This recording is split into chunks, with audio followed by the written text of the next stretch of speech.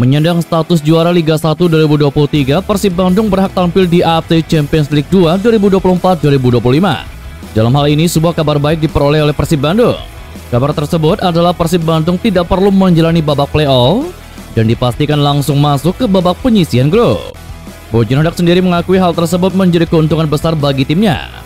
Sementara itu, Bojan Hodak memiliki beberapa misi terkait penampilan Persib di Asia. Pertama adalah untuk meningkatkan level permainan anak asuhannya. Seperti yang diketahui, Persib Bandung memiliki kesempatan untuk menghadapi lawan-lawan dengan level di atasnya. Misi kedua, yakni untuk membantu menyumbangkan poin AFC dan juga FIFA bagi Liga 1. Sebagai informasi, AFC belum lama ini telah merilis daftar peringkat terbaru kompetisi anggota asosiasi mereka musim 2023-2024. Pada kesempatan tersebut, Liga 1 hanya menempati peringkat ke-28 Asia.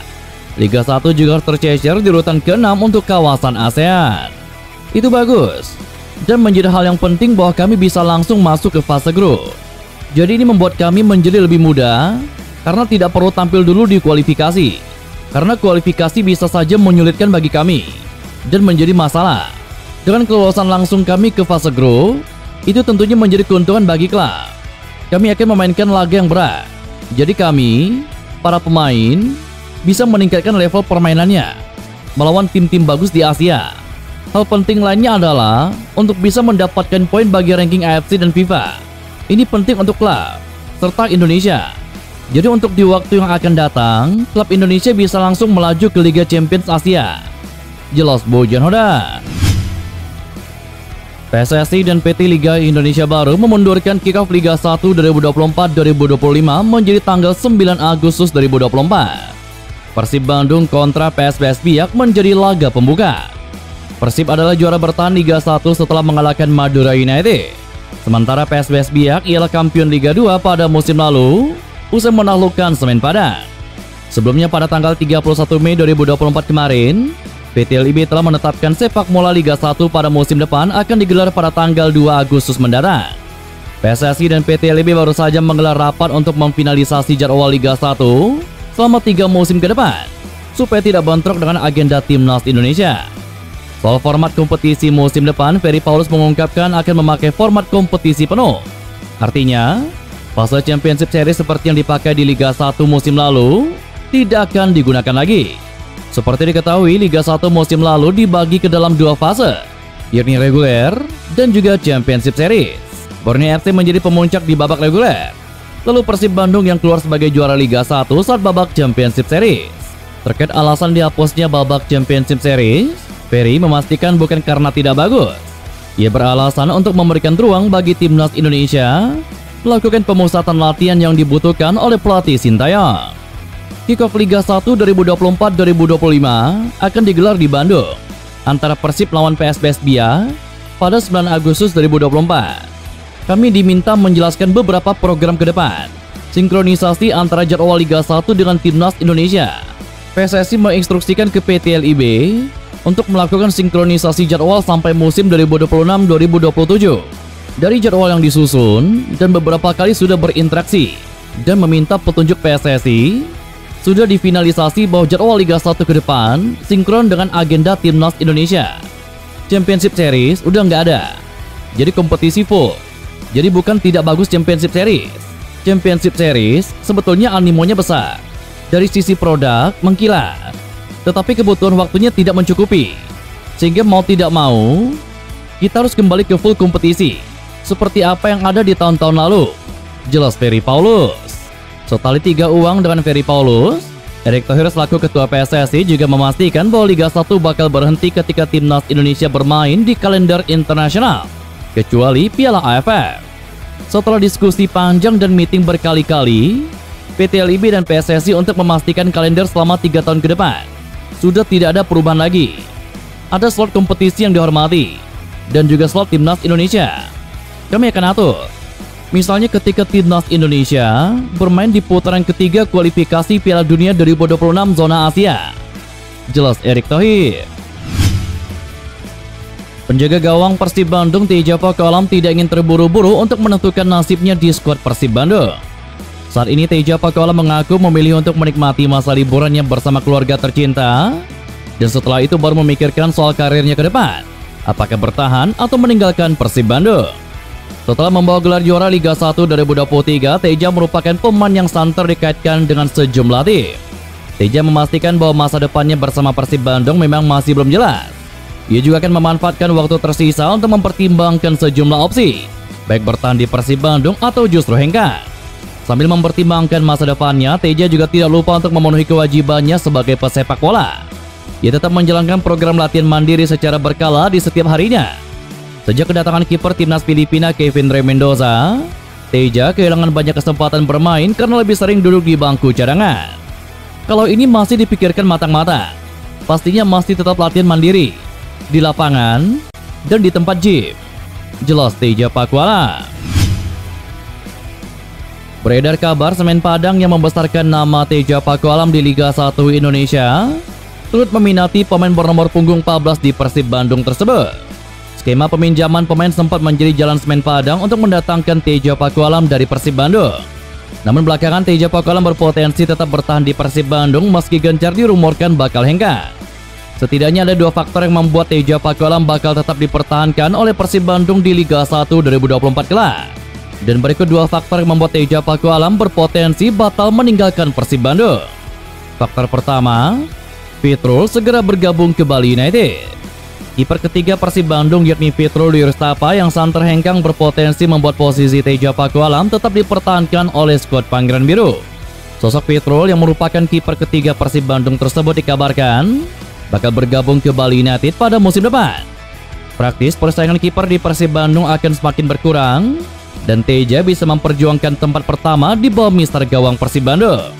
Terlebih Persib Bandung berpotensi tampil di ajang AFC Champions League 2 tanpa babak playoff. Sering semakin padatnya jadwal Liga 1 2024 yang mana bisa membuat menit bermain Teja semakin bertambah. Faktor kedua, Semen Padang sudah rekrut dua kiper sekaligus. Semen Padang yang disebut-sebut menaruh minat kepada Teja Pakualam dari Persib Bandung ternyata sudah mendatangkan kiper baru untuk mengarungi musim depan. Mengutip dari unggahan Instagram resmi milik Semen Padang, tampak dua rekrutan baru Semen Padang, yakni Miswar Syaputra dan Teguh Amiruddin telah resmi diperkenalkan. Kedua rekrutan anyar Semen Padang tersebut membuat potensi Kabau Sirah untuk meminjam Teja Pakualam bakal terlihat mubazir. Persib Bandung dipastikan tetap diperkuat bek asingnya yakni Alberto Rodriguez Martin. Hal itu disampaikan langsung oleh pelatih kepala Persib Bandung yakni Bojan Hodak. Hodak menjelaskan kerjasama Persib dan Alberto dipastikan berlanjut di kompetisi musim depan. Pasalnya dalam klausul kontrak sebelumnya, kontrak Alberto secara otomatis langsung diperpanjang karena mampu meraih gelar juara. Menurut Hodak, keberadaan Alberto di timnya memang sangat penting terutama di putaran kedua.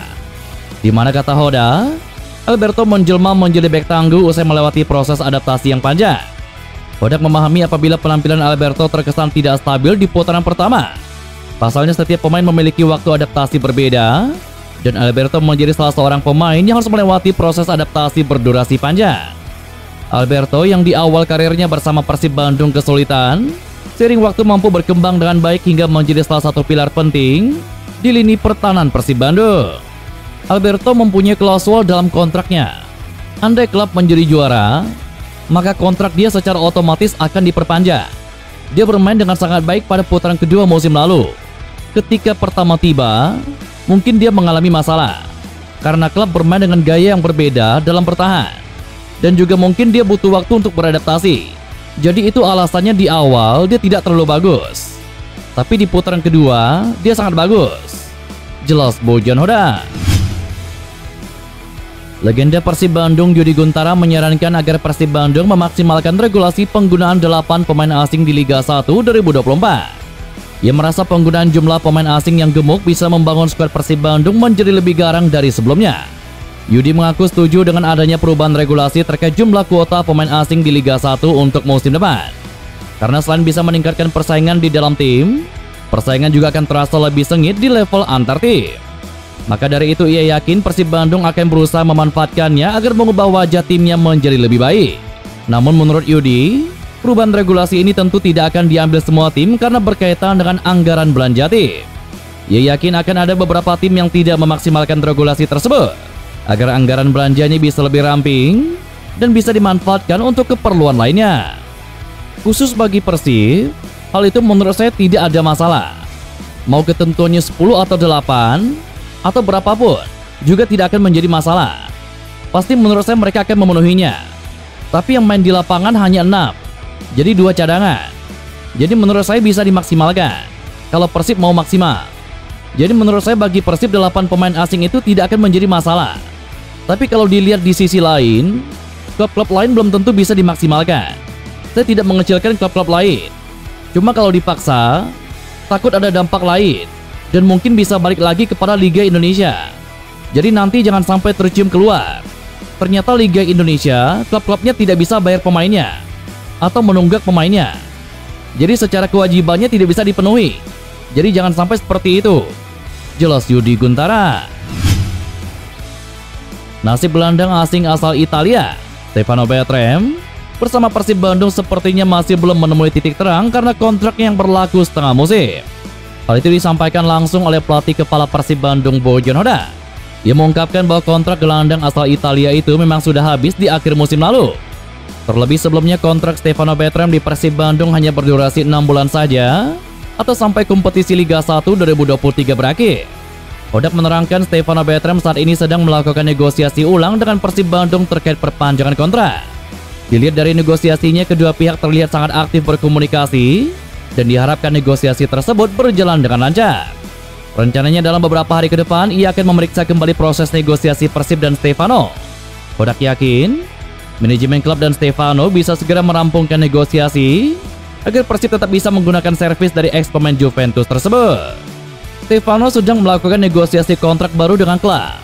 Saya belum bisa memastikan situasinya saat ini seperti apa, tapi saya akan memeriksanya. Jelas Bojan Hodak. Sosok Jonathan Baumann disebut sangat cocok kembali bergabung ke Persib Bandung. Hal itu disampaikan langsung legenda Persib Bandung yakni Yudi Guntara. Ia merasa Baumann sangat cocok dengan kriteria yang diperlukan Persib Bandung untuk musim depan, sehingga Hodak bisa lebih leluasa dalam menerapkan skema permainan dengan banyaknya pemain di sektor depan. Yudi menilai Ciro Alves dan David da Silva bisa dibilang terlalu nyaman karena tidak memiliki pesaing. Oleh karenanya Baumann bisa menjadi pilihan tepat agar dua bomber asal Brazil itu tidak terlalu nyaman. Selain Baumann, Hodak juga perlu mempertimbangkan posisi fullback kanan agar Hen-Hen memiliki persaingan yang sehat. Ditambah lagi dengan adanya persaingan, Hen-Hen akan jauh lebih maksimal saat mendapatkan kesempatan bermain di pertandingan. Kalau saya, inginnya maksimal dipenuhi kriterianya. Jadi ketika David da Silva tidak bisa tampil, ini ada pengganti lagi yang setara. Kayak kemarin, jika dilihat dari catatan statistiknya, tanpa David dan Ciro, Persib tidak pernah menang. Jadi tambahannya bisa di depan.